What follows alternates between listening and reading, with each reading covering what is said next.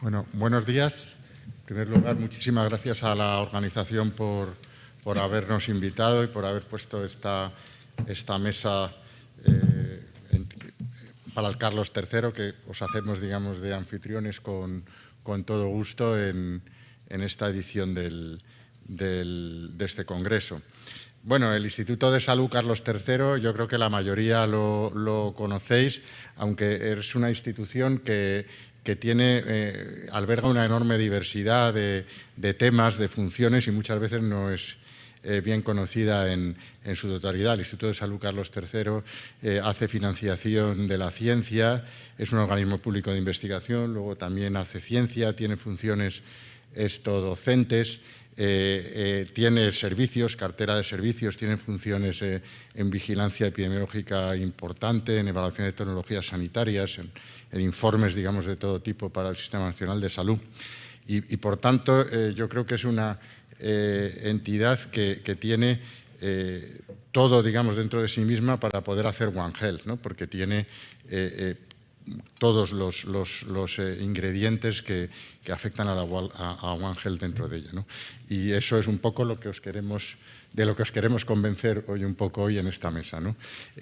Ya os he dicho que la diversidad del instituto es muy grande y, por tanto, es imposible en un espacio de 3/4 de hora haber podido traer representación de toda ella, ¿no? Por tanto, aquí tenemos una muestra, ¿no?, de todos esos elementos que tienen que ver con una sola salud de la institución, ¿no? Por tanto, antes de nada, pedimos disculpas a los que no hayan, digamos, estado representados en la mesa, pero es absolutamente imposible. Bueno, ya sin más dilación, voy a presentar voy a ir presentando según vayan interviniendo a las personas que van a integrar esta mesa, ¿no? En primer lugar, tenemos a Maripaz Sánchez Seco, que es una investigadora científica del Centro Nacional de Microbiología. Ella lleva el laboratorio de arbovirus y enfermedades importadas, ¿no? y es la que le toca normalmente atender o bregar con gran parte, digamos, de los problemas que salen en la prensa, ¿no?, de los agentes infecciosos de alto riesgo, ¿no?, que suelen tener, digamos, más notoriedad mediática, ¿no? Entonces, ella nos va a hablar de zoonosis y vectores, investigación, referencia y diagnóstico en los laboratorios del Centro Nacional de Microbiología. Cuando quieras. ¿Se me oye? Buenos días. Buenos días a todos. En primer lugar, agradecer al Congreso la invitación y darme la oportunidad de estar sentada en esta mesa con estos ponentes. Entonces, para empezar, una muy breve introducción diciendo lo que la OMS dice que es una enfermedad zoonótica, que es una enfermedad o infección que se transmite de forma natural de los animales vertebrados a los hombres. La OMS advierte que hay más de 200 tipos conocidos de zoonosis y muchos de ellos, como sabéis, son virus. Además, el ECDC americano nos habla de las formas de transmisión y una de ellas es las enfermedades vectoriales. Así que yo estoy aquí hoy para hablar de zoonosis y vectores, de la investigación, la referencia y el diagnóstico en los laboratorios del CNM. Y os voy a poner algún ejemplo muy rápido, porque no hay tiempo, de qué es lo que se ha hecho en relación a los arbovirus, virus transmitidos por artrópodos, y robovirus, virus transmitidos por roedores. Y en este entorno, si vamos a hablar de los arbovirus, yo tengo que hablar de Antonio Tenorio, que fue el impulsor de la creación del Laboratorio de Arbovirus y Enfermedades Víricas Importadas en el año 2001. Pero también impulsó una red, coordinó una red que en este ámbito creo que tiene que ser mencionada, que fue la red de Evitar, la red de investigación en enfermedades víricas transmitidas por artrópodos y roedores. Él era el coordinador de la red, era una red multidisciplinar de ámbito nacional, donde veis que estaba organizada en diferentes paquetes de trabajo. Uno era humedales de Cataluña, otro humedales de Huelva, uno de vectores importados, otro de investigación en virus toscana y otro de investigación en hantavirus. Y todos tenían, excepto el de vectores importados, que era un poco diferente, todos tenían líneas transversales: patología centinela, epidemiología, virología, entomología, reservorios. En esta red se juntaron muchos profesionales de diferentes ámbitos. En mi trayectoria profesional ha sido uno de los momentos más importantes en el que más he aprendido, porque recibí el input de muchos profesionales de diferentes ámbitos y fue una etapa realmente enriquecedora. Todos trabajábamos con un objetivo común, que era saber más, conocer qué es lo que pasaba con los arbovirus y los robovirus en España en un momento, inicios de este siglo, donde no se sabía prácticamente nada. Se establecieron muchas colaboraciones que se mantienen todavía. Esto es un ejemplo simple de uno de nuestros primeros trabajos. Nosotros en el CNM desarrollábamos metodología, los entomólogos de diferentes humedales de España capturaban mosquitos, nos las enviaban y nosotros buscábamos virus.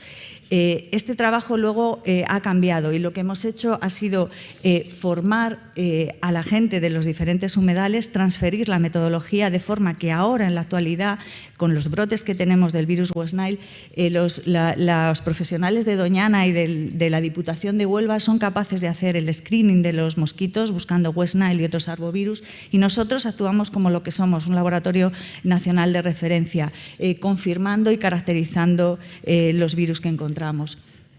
Dentro de este trabajo, dentro de esta línea de investigación, ha habido múltiples trabajos, múltiples colaboraciones, y os pongo en la diapositiva uno de ellos, que ha sido la reciente detección del virus Simbis por primera vez en mosquitos en nuestro territorio. Con este trabajo simplemente ejemplifico lo que es parte de nuestro trabajo en vigilancia, referencia e investigación. Ya para terminar, ¿qué es lo que hacemos en algo como los hantavirus, que sabéis que está tan de actualidad? Nosotros desarrollamos una PCR para hantavirus hace muchos años. La desarrollamos en el ámbito de una red iberoamericana de virus emergentes, la red RIBE, predecesora de la actual ViroRed, y con ellos trabajamos desarrollando una PCR que validamos con muestras clínicas de Uruguay y de Argentina. De esta forma, nosotros teníamos una PCR que luego utilizamos en el ámbito de la red Evitar buscando hantavirus en roedores españoles. No encontramos ningún positivo en aquel estudio y esta PCR nos ha servido para ponerla en nuestra cartera de servicios y hacer diagnóstico durante unos años. Hace un tiempo ya decidimos que esto había que actualizarlo, hemos implementado nuevas PCRs y PCRs en tiempo real, de modo que cuando hemos tenido el problema con el virus Andes, el CNM estaba bastante bien situado para dar respuesta a esta crisis. Y bueno, pues este es un ejemplo de lo que hacemos en diagnóstico, investigación, respuesta a brotes y alertas en salud pública. Y simplemente agradecer a vosotros vuestra atención y a los miembros de mi laboratorio recientes su trabajo. Gracias.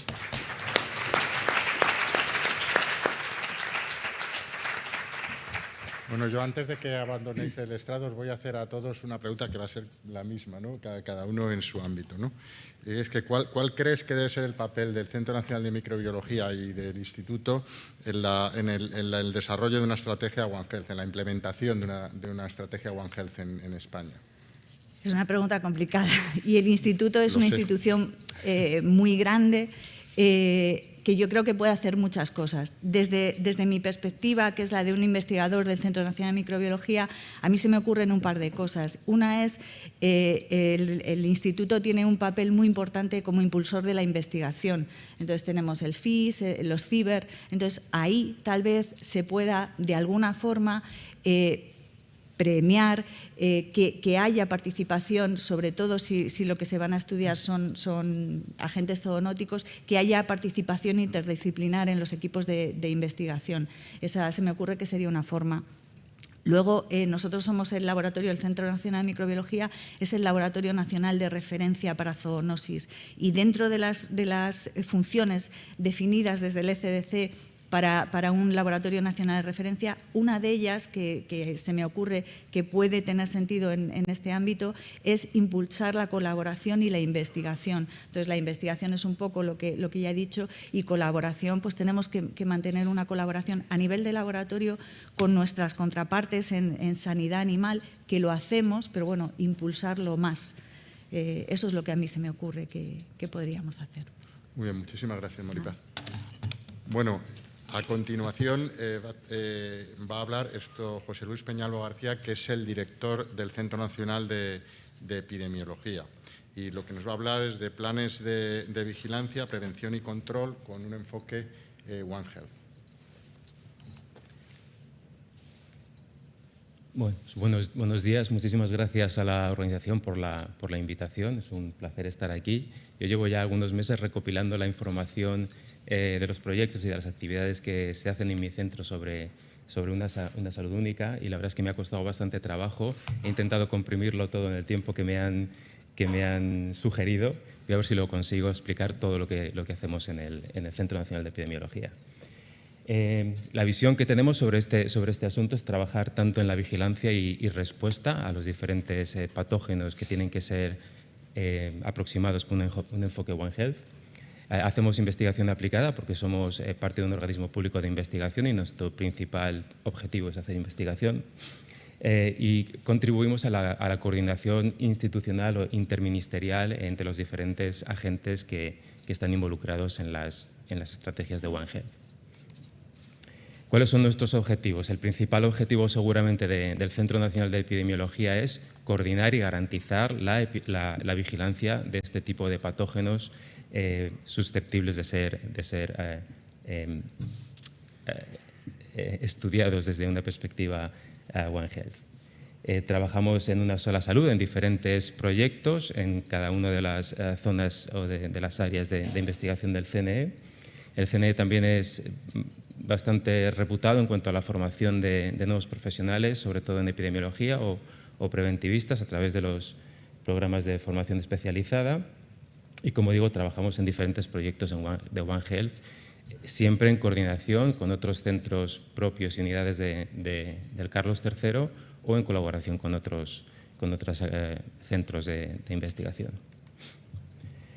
En la vigilancia, el CNE gestiona la vigilancia de las enfermedades de declaración obligatoria, entre las que se encuentran todos estos patógenos, de los que no voy a entrar en mucho detalle porque me imagino que se va a hablar en repetidas ocasiones durante este congreso.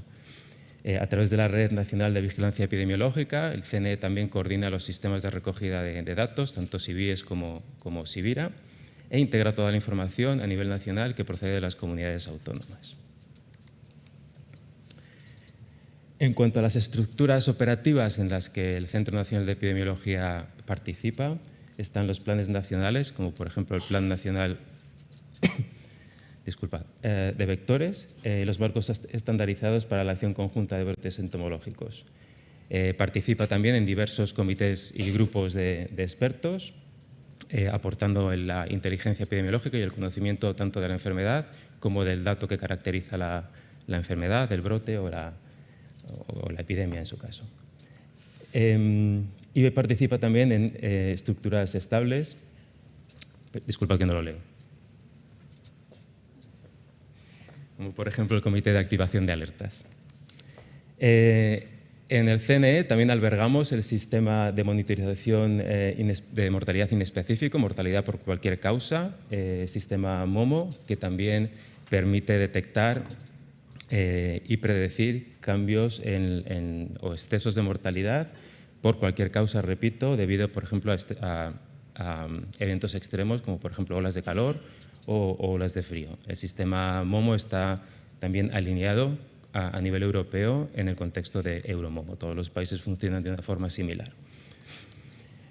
En cuanto a la vigilancia de transmisión alimentaria, el grupo de alimentarias del CNE trabaja en diversos proyectos. Aquí he traído solo unos cuantos, por ejemplo, el Eurocigua, referente a riesgos relacionados con el pescado, los planes de contingencia frente a triquina o las alertas del ECDC y la Autoridad Europea de Alimentación, en las que también participan nuestras investigadoras de forma continua. En el CNE también tenemos representación en el Plan Nacional de Resistencias Antimicrobianas, que está vigente hasta el año 27, que sabéis que moviliza a un gran número de expertos y que se encarga de integrar la vigilancia ambiental el monitoreo biológico de aguas residuales y suelos ganaderos, y también tiene parte de análisis de consumo de antibióticos y de otros antimicrobianos.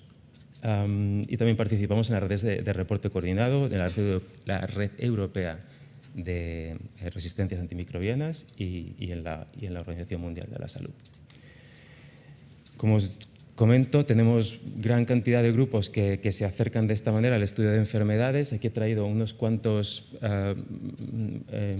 titulares de algunas de las investigaciones que hacemos. Trabajamos intensamente en la tuberculosis zoonótica en España.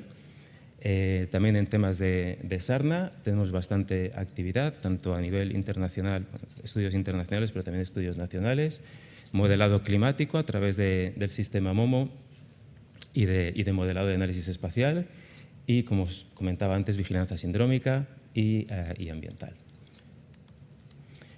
Y también trabajamos un poco en la contextualización. Intentamos acercar nuestra investigación a la ciencia ciudadana y a la percepción del riesgo de este tipo de enfermedades con enfoque One Health. Sobre todo, últimamente estamos intentando integrar más investigación conductual, estudios de comportamiento, el por qué los humanos, las personas, reaccionamos de una forma u otra frente a medidas de prevención, que creemos que es una buena forma de contextualizar la investigación One Health. También en el CNE estamos iniciando líneas de investigación, no solamente en la preparación y la respuesta a posibles brotes con un enfoque One Health, también en las consecuencias de una infección que pueda llegar a números más elevados de lo que puede ser un brote, y intentando contextualizar lo que puede ser un brote de este tipo en España y en Europa, donde tenemos una población altamente envejecida y con mucha multimorbilidad. Bueno, pues lo que hemos aprendido, ¿no?, con COVID-19 y la gran prevalencia de COVID persistente. Y en el futuro, ¿qué es lo que estamos intentando hacer? Pues intentar integrar, o al menos pensar, prepararnos a una integración multifuente, que seamos capaces de albergar no solamente los datos epidemiológicos y los datos más clínicos poblacionales, pero que seamos capaces de cruzarlos y contextualizarlos con otro tipo de datos ambientales, de laboratorio, etc.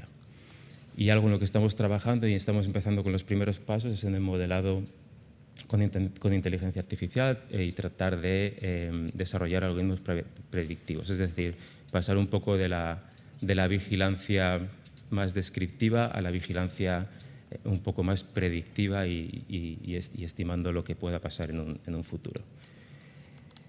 Y poco más. En el CNE somos más o menos unas 100 personas, tenemos gran cantidad de investigadoras. Me faltaría tiempo para darle las gracias a todas las personas que me han ayudado, así que os dejo aquí la dirección de correo electrónico general del ISTI, y encantado de ponernos en contacto con cualquiera de nuestras investigadoras. Muchas gracias.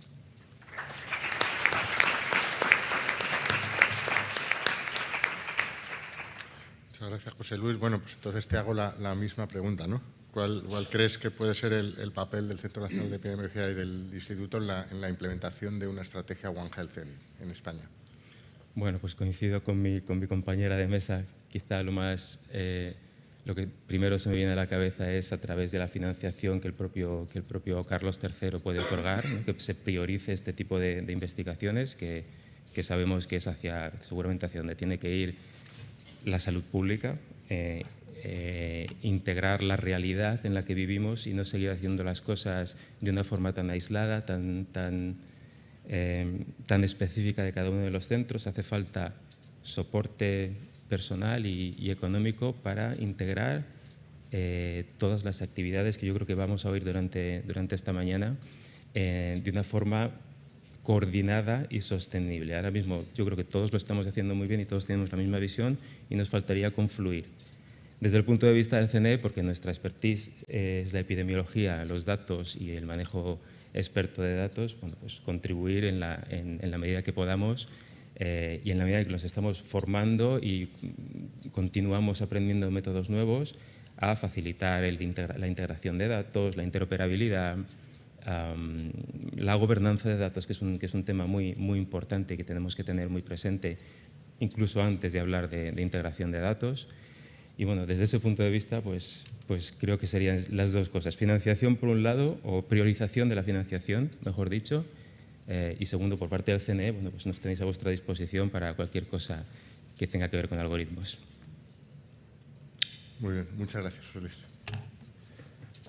Bueno, a continuación va a hablarnos Ana Isabel Cañas, que es directora del Centro Nacional de Sanidad Ambiental de aquí del Instituto, y nos va a hablar sobre vigilancia de la exposición ambiental y sus efectos sobre la salud. Bueno, pues muchas gracias. Gracias a la plataforma One Health por darnos esta oportunidad de contar lo que hacemos en el ISTI, que como ya se ha mencionado, creo que son muchas cosas en el entorno de One Health. Y bueno, damos unas pinceladas de algunas de ellas. Yo voy a ser un poco más general, creo, que mis compañeros que han ido a casos concretos, pero mi objetivo en esta charla, y para ello utilizo esta imagen que habréis visto hasta la saciedad, es para poner en valor y reivindicar como directora del Centro Nacional de Sanidad Ambiental esta vertiente ambiental en el trinomio One Health, porque siempre ha sido la pata menos visible. Y tiene su importancia. Ya en la jornada de ayer, ya en los últimos años, está quedando claro que la salud ambiental importa, en la salud humana, también en la salud animal, por supuesto. Pero bueno, voy a incidir y a recordar algunas cosas que ya se hablaron ayer y a poner el foco en cómo nosotros desde el CNSA contribuimos a estos aspectos.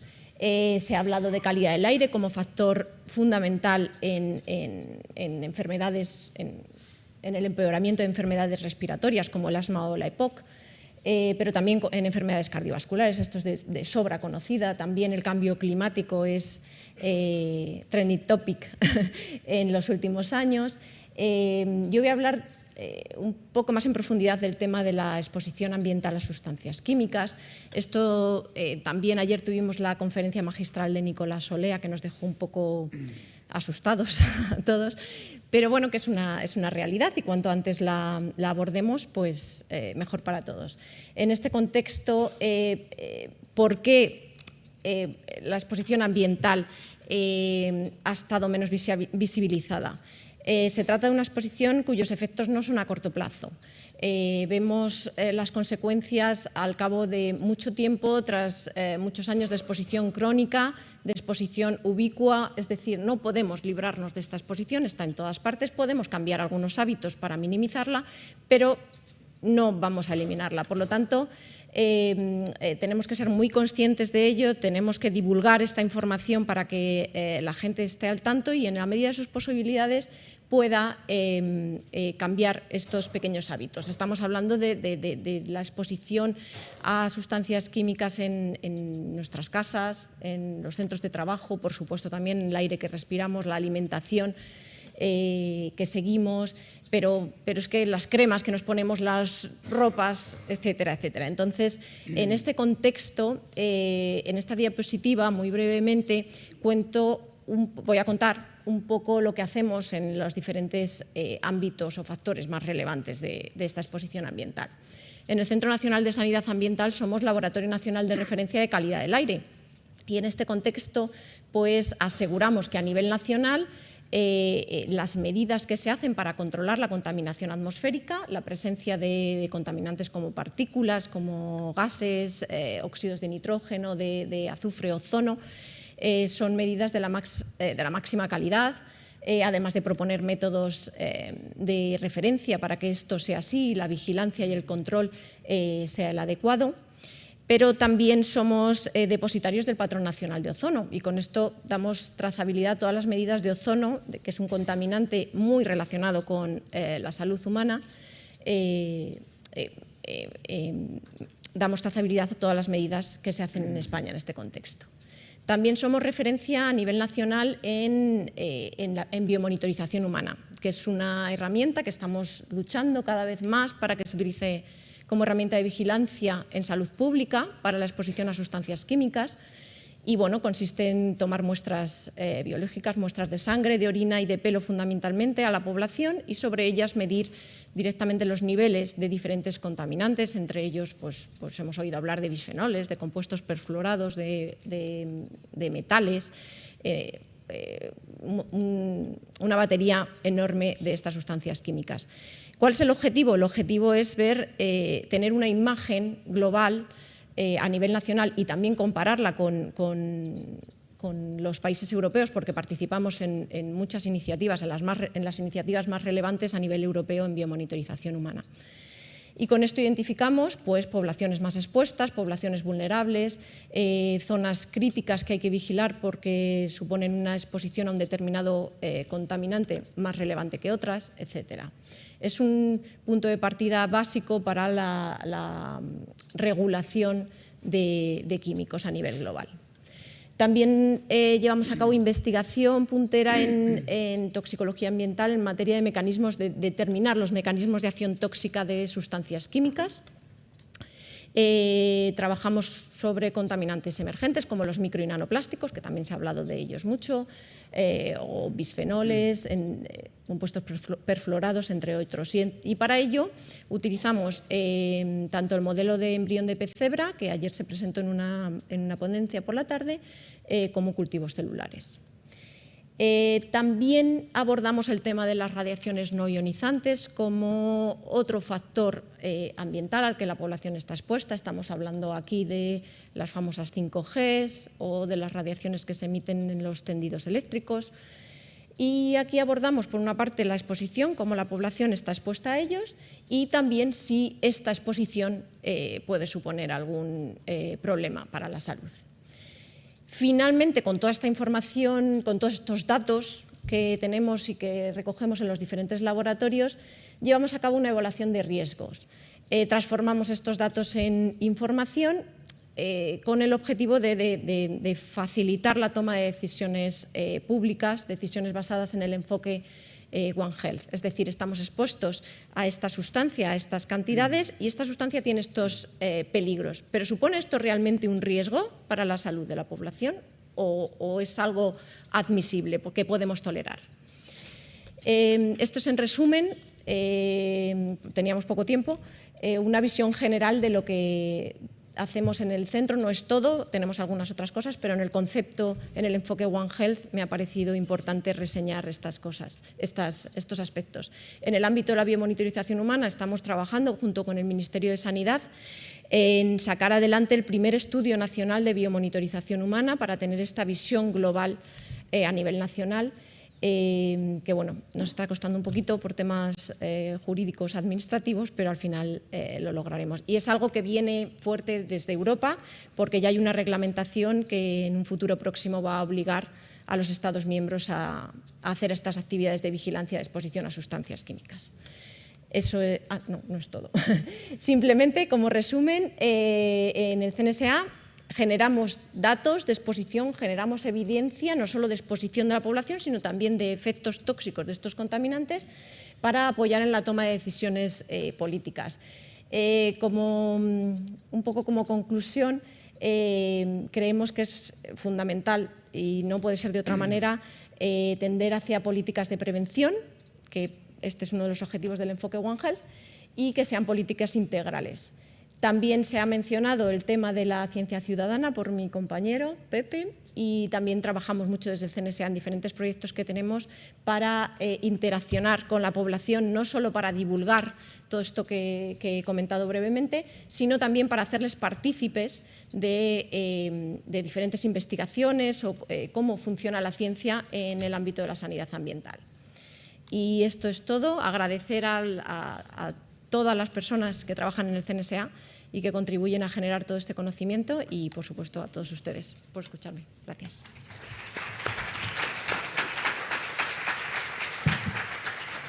Muchas gracias, Ana. Te hago la pregunta entonces ahora, ¿no? ¿Qué piensas que puede ser el papel del Centro Nacional de Sanidad Ambiental y del Instituto en la implementación del One Health en España? Pues yo creo que tenemos una posición estratégica. no solo por lo que hacemos y por la experiencia que tenemos, que se está quedando manifiesta en esta mesa y muchas otras cosas que no nos caben en esta mesa, pero no solo por el conocimiento y la experiencia en lo que hacemos. También creo que nuestra posición institucional, nuestra relación con otros ministerios, nuestra dependencia funcional con el Ministerio de Sanidad, en nuestra relación, al menos hablo por la parte del CNSA, con otros ministerios como el Ministerio de Transición Ecológica o con el Ministerio de Consumo por la parte de seguridad alimentaria, creo que nos da una posición estratégica para poder desarrollar estrategias reales de One Health y ponerlo no solo en papel, que queda muy bonito, sino llevarlo a la práctica y empezar a hacer cosas reales. Es verdad y coincido con mis compañeros en que dentro de la casa hacemos muchas cosas que podrían estar muy relacionadas y es verdad que en los últimos tiempos se han hecho esfuerzos por parte del Instituto de coordinarnos, pues los proyectos Coopera del año pasado, por ejemplo, que son iniciativas buenísimas para eso, para empezar a crear este tipo de proyectos de One Health que integren las diferentes cosas que hacemos. Luego, por otro lado, otro de nuestros potenciales también es el tema de los, que lo ha comentado Maripaz, el tema de los laboratorios de referencia. Ahí tenemos un valor, creo, muy importante y si llega el momento, creo que deberíamos apostar por liderar o coordinar esta red de laboratorios, esta posible red de laboratorios de One Health a nivel nacional, porque de nuevo tenemos la capacidad, la experiencia y los conocimientos para ello. Por lo tanto, creo que podemos aportar mucho si nos sentamos y trabajamos todos juntos. Gracias. Muy bien, muchas gracias. Bueno, finalmente, el último ponente será Israel Cruz. Gracias. El último ponente es Israel Cruz Mata, es investigador de la Escuela Nacional de Sanidad y es el coordinador del programa transversal de salud global en el Instituto de Salud Carlos III y nos hablará de One Health y salud global. Gracias, Juan Emilio. Pues sí, la idea es un poco incidir, ¿no?, en la importancia de la estrategia One Health, incidir un poco en la idea de la salud global y tratar de mostrar la conexión que existe entre estos dos conceptos. Si consigo pasar las diapositivas. Vale. Pues hace mucho tiempo, ¿no?, que se habla de ideas como zoonosis, como equidad en salud, el tema ¿no?, del código postal, determina tu salud, se habló de este tema hace muchísimo tiempo, ¿de acuerdo? Tanto Hipócrates como Virchow pueden considerarse padres de salud global, equidad en salud, derecho a la salud y padres de zoonosis o One Health, si queréis, ¿no?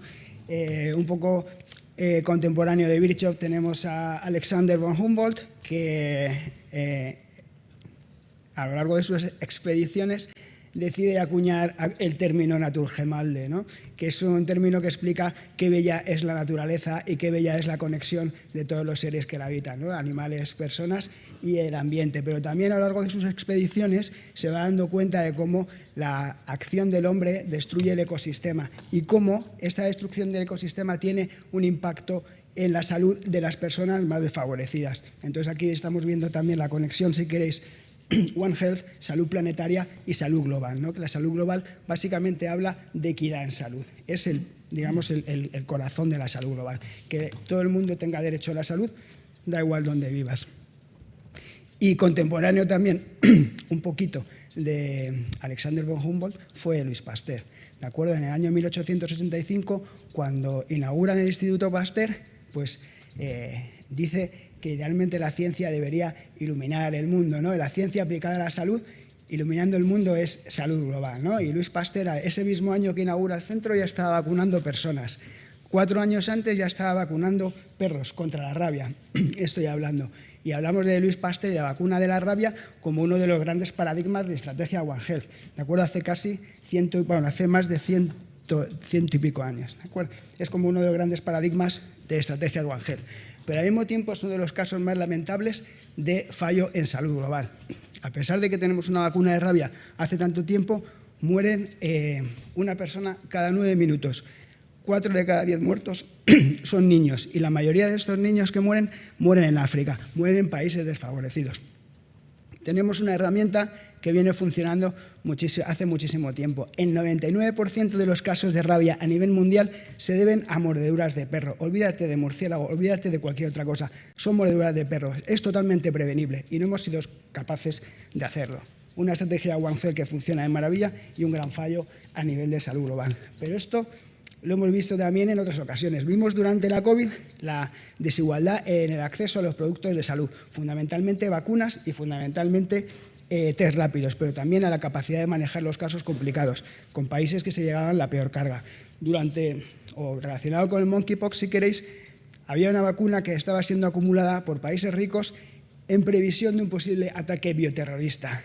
A pesar de que Mpox ha estado pegándole a la República Democrática del Congo, a Nigeria y otros países africanos durante muchísimo tiempo. Cuando Mpox se convierte en un problema internacional, seguimos acaparando las vacunas, facilitando las vacunas o el acceso a las vacunas a las personas de países en desarrollo, pero donde más preocupa esta enfermedad, todavía hay problemas de acceso a esta solución. Una enfermedad zoonótica, una estrategia de vacunación, un fallo terrible en el ámbito de la salud global. Al final estamos hablando de pobreza y enfermedad, de determinantes ambientales, determinantes sociales que se van perpetuando en este ciclo de pobreza y enfermedad.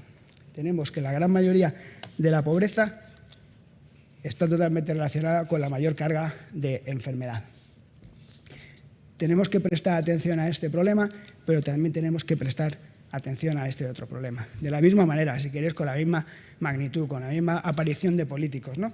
Tenemos que tratar de ser un poco equitativos. Y si ya nos enfocamos un poco en República Democrática del Congo, donde está ocurriendo el brote de ébola actual, veis a la izquierda que hay cientos de miles de refugiados saliendo de República Democrática del Congo, continuamente. Hay unos 600.000 que están saliendo de República Democrática del Congo hacia Uganda, justo por la zona donde ha ocurrido el brote. Pero justo en esa zona de República Democrática del Congo hay más de 2 millones de desplazados internos. En un contexto en el que hay una guerra o que hay un contexto de guerrilla tremendamente inestable. Y entonces, ¿qué puede salir mal? Pues podéis imaginar, pero eso que va a salir mal va a afectar fundamentalmente a los países vecinos. ¿Que va a venir un caso de ébola a Europa? Sí, y 2 y 3, pero lo que vaya a pasar malo, si esto se propaga, quien va a pagar el pato van a ser los países vecinos que tienen sistemas de salud tan débiles, un poquito mejor, un poquito peores que República Democrática del Congo. República Democrática del Congo también se forma parte de estos países que va a verse más afectados como consecuencia del cambio climático, ¿no? Fundamentalmente países del trópico o de la región tropical, subtropical africana. Estamos hablando ya de refugiados climáticos y vamos a seguir hablando de refugiados climáticos. Personas que salen de sus países porque no se puede vivir, porque no hay agua, porque no hay alimento, porque hay inestabilidad, porque hay lucha por los recursos. Entonces son factores ambientales, factores provocados por las personas, ¿no? Estamos destruyendo nuestro planeta, salud planetaria, One Health, están pagando el pato, fundamentalmente las personas más desfavorecidas. Agotamiento de recursos, el agua, ¿no? Hay muchísimas personas, millones de personas que están muriendo porque no tienen acceso a agua, saneamiento e higiene. No hay un acceso básico a este componente de salud. Y veis dónde están todas. Enfermedades diarreicas. Más de medio millón de niños menores de 5 años mueren cada año como consecuencia de diarrea. Es lamentable que haya gente muriendo de diarrea. Es súper triste que haya gente muriendo de diarrea. Enfermedades respiratorias del tracto inferior. También relativamente relacionado con el acceso a agua, saneamiento e higiene. Más de 700.000 niños menores de 5 años mueren cada año como consecuencia de estas infecciones. Y esto ha sido un poco más ecológico, pero luego hay cambios inducidos por las personas. En la situación de Gaza, y este infográfico, afortunadamente o desafortunadamente, no está actualizado, porque si estuviera sería más lamentable. Más de 1 millón de infecciones respiratorias, más de medio millón de enfermedad diarreica acuosa aguda, solamente consecuencia de la guerra. Y la guerra, al final, influye en el ambiente, ¿no? Y un ejemplo, un paradigma, si queréis, es la leishmaniasis, que vais a hablar de ella, o vais a ver un poco de ella al final o durante la jornada, ¿no? La leishmaniasis es un paradigma de enfermedad que se afecta como consecuencia de conflictos y además es un paradigma de enfermedad One Health. Hay vectores, hay reservorios animales, hay personas que se ponen malitas. Leishmaniasis cutánea aumenta el 300% en Siria como consecuencia del conflicto. Leishmaniasis visceral en Sudán del Sur, más de 100.000 muertes directas causadas por leishmaniasis visceral como consecuencia de la guerra civil y la movilización masiva de personas. Y bueno, me gustaría terminar con una cita de una persona que admiro mucho, que es Fernando Valladares, que creo que es un referente para temas de ecología y salud. Y bueno, nos queda mucho por hacer. Muchas gracias. Muchas gracias. Voy a variar un poco la pregunta al venir presentando con un programa transversal, ¿no? Hemos visto una muestra, ¿no?, de los distintos aspectos del One Health, ¿no?, que tiene el instituto, ¿no? Entonces, ¿cómo crees que el programa transversal de salud global puede ayudar, digamos, a todos esos ingredientes a tener una dimensión más global? Bueno, yo creo que el programa transversal lo que pretende es coordinar actividades del instituto en torno a la salud global, ¿no? Entonces, coordinación interna es un aspecto importante y también responde a la pregunta que has hecho mis compañeros, ¿no? ¿Cómo puede contribuir el instituto a estrategias One Health, estrategias de salud global? Primero, coordinándonos entre nosotros. Yo creo que se ha visto que hay mucha capacidad y mucha diversidad de acciones en nuestra institución. Coordinándonos mejoraría todo. Luego también coordinándonos con otros actores, ¿no? Hay aspectos del ámbito más veterinario, si quieres, el ámbito más ecológico, de ecología, si quieres. No es un tema que tocamos tanto en el instituto, coordinarnos con ellos, ¿no? Y luego coordinarnos con políticas. El instituto ha contribuido a la estrategia de salud global del gobierno español. Esa estrategia de salud global considera la estrategia One Health como algo transversal. También hay que buscar alineamientos con la estrategia de salud pública de nuestro gobierno, que también considera One Health como una aproximación a considerar. Y luego, pues, dentro del programa, la línea de One Health es transversal a todas las actividades, ¿de acuerdo? No es una línea específica de nuestro programa, pero sí que la consideramos como algo transversal. No sé si he respondido a la pregunta. Sí, muy bien, muchas gracias. Nada. Bueno, y para terminar, me gustaría hacerles a ellos, responderme por favor muy rápido, ¿no?, que no tenemos casi tiempo, una pregunta de tipo más general, ¿no? Y es si consideráis que es una realidad o es una utopía, ¿no?, poder llegar a integrar en España pues todos los datos característicos y el conocimiento del One Health, ¿no? Me refiero a integrar datos de epidemiológicos, microbiológicos, clínicos, de población humana, fauna doméstica, fauna salvaje, datos y conocimientos ambientales y de ciencias sociales. Todos esos datos, todo ese conocimiento, ¿creéis que verdaderamente es posible, digamos, llegar a integrarlo, ¿no?, en España? ¿Y cómo creéis que se puede hacer? ¿Cuál es vuestra impresión de manera? ¿Me toca empezar a mí? A ver, pues vamos a ser optimistas. O sea, yo sé, es casi una utopía. No sé si se llegará a conseguir del todo, pero bueno, yo creo que se puede intentar. Y yo creo que hay iniciativas que van en ese camino. Ahora, pues desde el Ministerio de Sanidad, por ejemplo, se ha promovido el Plan Nacional, a ver si me acuerdo cómo se llama, el Plan Nacional para Prevención, Control y Respuesta ante Enfermedades Transmitidas por Vector. Ahí se integra algunos profesionales que están en relación con estas enfermedades. No todos, pero por ejemplo se está muy en contacto también con el MAPA, con el Ministerio de Agricultura, y cada vez se fomenta más esa integración, esa interconexión. Entonces, bueno, yo creo que queda mucho, pero bueno, creo que sí se puede hacer. Y luego a nivel más de la calle, de donde estoy yo, o sea, de investigador del día a día, pues, o sea, yo aquí en la sala hay gente con la que colaboramos mucho. Cada vez tenemos un intercambio más fluido de datos, de colaboración, y bueno, pues yo creo que esa es la línea. Y quiero ser optimista, o sea, que yo voy a decir que sí, que se va a poder, pero en un futuro no muy cercano. Muchas gracias. Hola.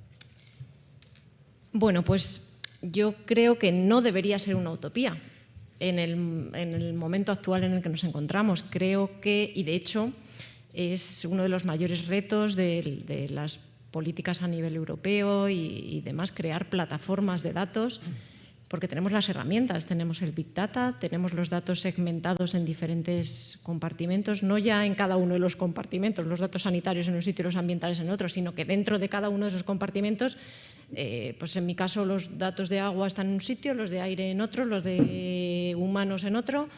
Entonces, es una tarea compleja, pero, por ejemplo, a nivel europeo ya se está promoviendo en materia de químicos crear una plataforma integral de datos que aúne toda la información disponible sobre concentraciones de sustancias químicas en los diferentes compartimentos ambientales y también datos de biomonitorización humana, además de los datos de toxicidad, de efectos tóxicos, dosis tóxicas de cada uno de estos contaminantes. Se está trabajando en ello y ese es el objetivo que se prevé para los próximos años. Y todos deberíamos ir hacia eso. Creo que hoy en día tenemos las herramientas de Big Data para hacerlo. Lógicamente hacen falta recursos y demás para ello, pero desde luego es la tendencia, es hacia donde tenemos que ir, no se puede trabajar de otra manera ya. Así que... Gracias. Bueno, yo estoy de acuerdo con mis dos compañeras. Yo no creo que haya que ser positivo, yo creo que está pasando, ya hay muchos avances en este sentido. A nivel europeo ya hay muchísimas plataformas, bueno, muchísimas no, pero hay varias plataformas de integración, de armonización de datos seguramente poblacionales, pero también ya linkados con otro tipo de datos de otra naturaleza, y donde no se pueda, bueno, y también hay ya muchos, digamos, partenariados que están trabajando en la armonización de algoritmos de aprendizaje, de machine learning. Este tipo de análisis nos va a facilitar muchísimo, está facilitando ya muchísimo la integración de la información. Estamos pasando de información que tenía que estar estructurada en cuadrados a información que puede ser mucho más flexible y mucho más granular que la información que teníamos hasta ahora. Estamos pasando de recogida de datos con cierto retraso a recogida de datos en tiempo real, y esto está pasando a nivel europeo, seguramente en otras zonas no tanto.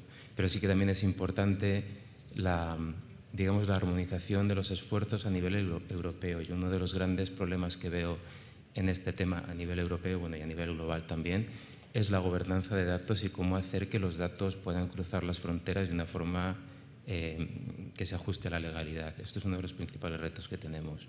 Pero bueno, donde no se pueda también hacer predicción y pasar de este enfoque reactivo al enfoque predictivo, que creo que es hacia donde tendría que ir One Health, pues bueno, ya sí que hay, Juan lo sabe muy bien, muchos programas, partenariados muy grandes en Europa que están trabajando en preparación de pandemias que incluyen este acercamiento en casi todos los paquetes de trabajo. O sea que yo creo que ya se están haciendo muchos esfuerzos y que en muy poco tiempo este tema será, vamos, el futuro es, si no lo es ya. Sí, yo más breve. Técnicamente, totalmente de acuerdo que es posible, y luego a nivel práctico estoy de acuerdo con José. La principal barrera es la gobernanza, o va a ser la gobernanza, suponiendo que existe presupuesto, ¿no? Pero la gobernanza es la principal barrera. Bueno, muchas gracias. Sí, vamos, tenemos un poco de tiempo para hacer preguntas, creo, y si no, es que casi me lo exigen. Entonces, por favor, la primera pregunta allí, que ya tiene el micrófono. Muchas gracias. Soy Gonzalo Moreno, el presidente de la Organización Colegial Veterinaria. Quería preguntarles, habitualmente en cuanto a la salud animal, se suele poner el foco en lo que son las zoonosis. Pero mi pregunta es si no se debería ampliar a otras enfermedades no zoonóticas. Y les voy a poner dos ejemplos. Uno relacionado con el último ponente, hablando de la situación en el Congo.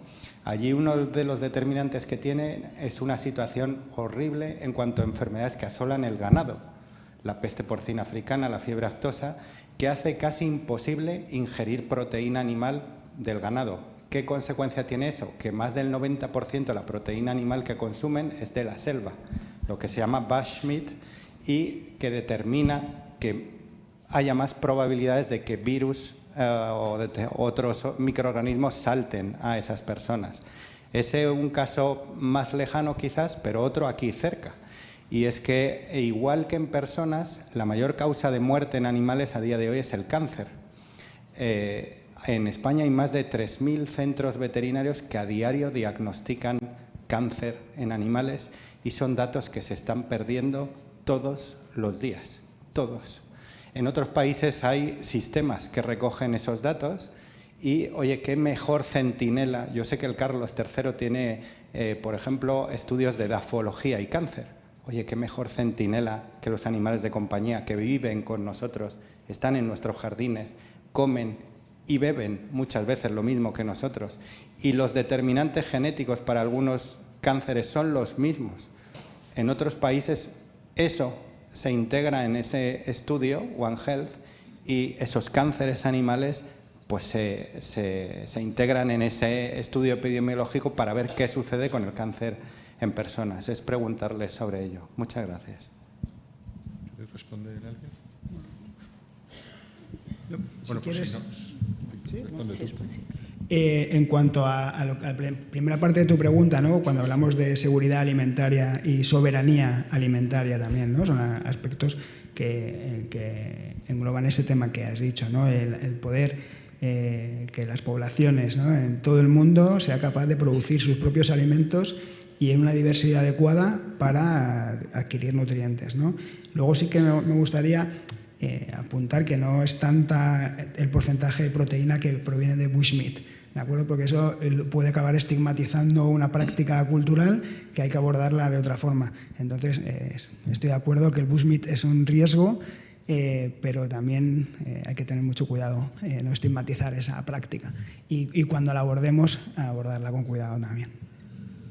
Sí, no, yo añadir que completamente de acuerdo en que es necesario integrar todos esos datos. Has citado los de, por ejemplo, cánceres en fauna doméstica. También tenemos todos los datos, por ejemplo, de enfermedad en fauna salvaje, que están en los centros de recuperación de fauna salvaje, que también se deberían integrar en la vigilancia. Es decir, mi pregunta anterior a todos iba un poco por ahí, porque creo que hay mucho por hacer en recoger más datos de los que se están recogiendo y en integrarlos. Por favor, una pregunta más, me dejan. Buenos días, mi nombre es Elena Fernández y vengo desde el Centro de Supercomputación de Galicia. Nada, estamos terminando ahora un proyecto de espacios de datos en One Health y hemos conseguido un proyecto de la fábrica de inteligencia artificial. Deciros que España ha conseguido 2 fábricas de inteligencia artificial, una en el BSC de Barcelona y la otra en Santiago de Compostela, donde estoy. Nada, esa fábrica está dedicada únicamente a One Health.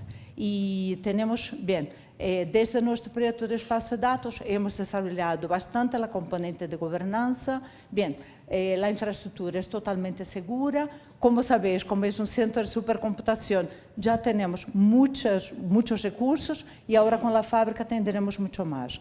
Mi idea es invitaros, después podáis conocer y para nosotros una gran satisfacción de que todos puedan participar, contribuir. Como sabéis, la fábrica de inteligencia artificial integra varios puntos, no solamente la parte de infraestructura, como la parte de talento y datos. Muchas gracias.